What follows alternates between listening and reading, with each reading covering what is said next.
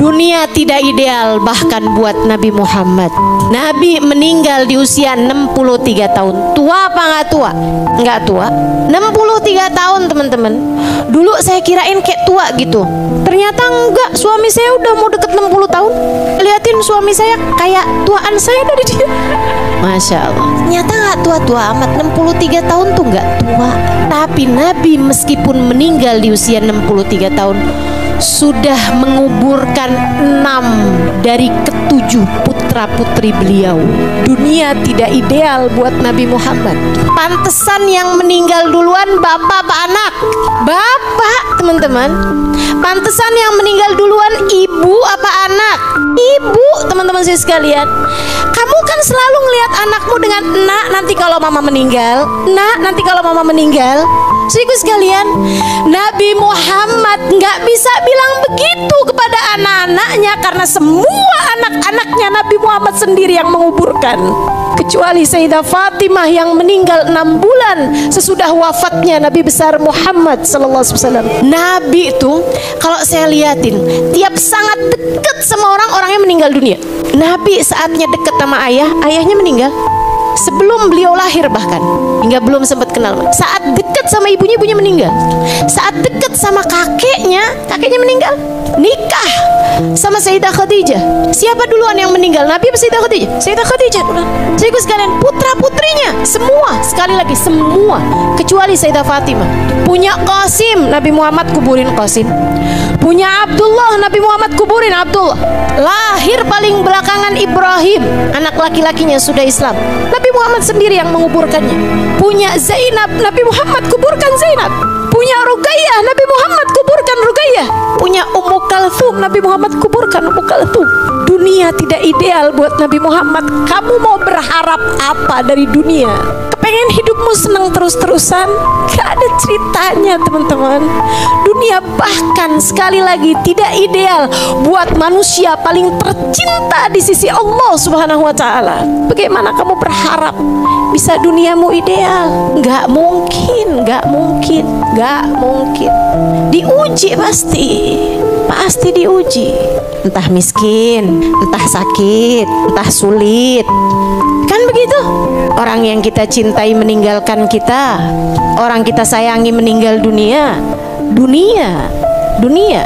Hakadat dunia. Emang kayak gitu ceritanya dunia.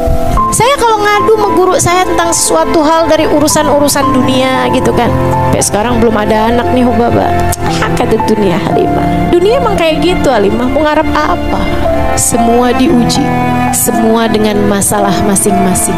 Jangan sok merasa kamu paling gede ujiannya. Yang paling gede ujiannya Nabi Muhammad. Jangan juga ngerasa bahwa hidup akan baik-baik aja terus-terusan. Nggak mungkin juga. Bahkan kepada Nabi Muhammad aja nggak gitu.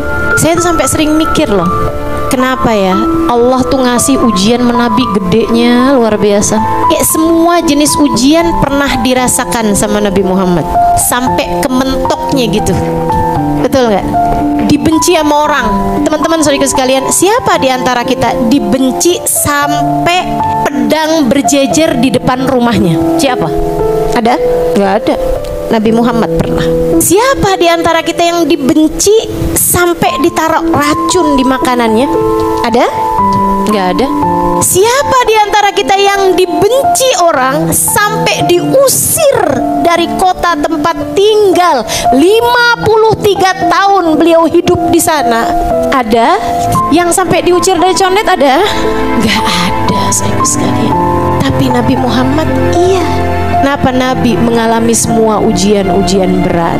Sebab dokter yang hebat, ia mengalami apa yang dikeluhkan oleh pasiennya.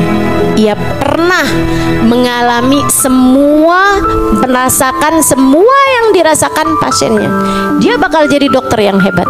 Dan Nabi Muhammad Allah persiapkan buat kita umatnya. Teman-teman, karenanya Allah berikan kepada Nabi Muhammad semua jenis musibah-musibah berat, agar di saat kamu sedang ditimpa musibah apapun aja bentuknya, kamu bisa bilang, ya Rasulullah, assalatu wassalamu alaika ya sayyidi ya Rasulullah, khudh biyadi qallat hilati adrikni ya Rasulullah. Kita bisa bilang, Allahumma salli ala sayyidina Muhammadin qad daqat hilati adrikni ya Rasulullah. Salawat salam terkhusus untukmu wahai Rasulullah. Qad daqat hilati, telah buntu jalanku, tak tahu lagi harus bagaimana. Adrikni ya Rasulullah, tolong selamatkan aku dengan syafaatmu wahai Rasul. Dan saat itu Nabi menjadi satu-satunya orang yang akan berkata kepadamu, aku mengerti perasaanmu, sebab aku pernah mengalami bahkan yang lebih berat darimu. Jadi kenapa Nabi diberi ujian sebesar itu dalam hidupnya? Karena rahmat Allah kepada kita umatnya, agar kita umatnya tak pernah perlu merasa sendirian menghadapi apapun yang terjadi dalam kehidupan. Enak nggak tuh? Enak banget kan? Sallallahu alaihi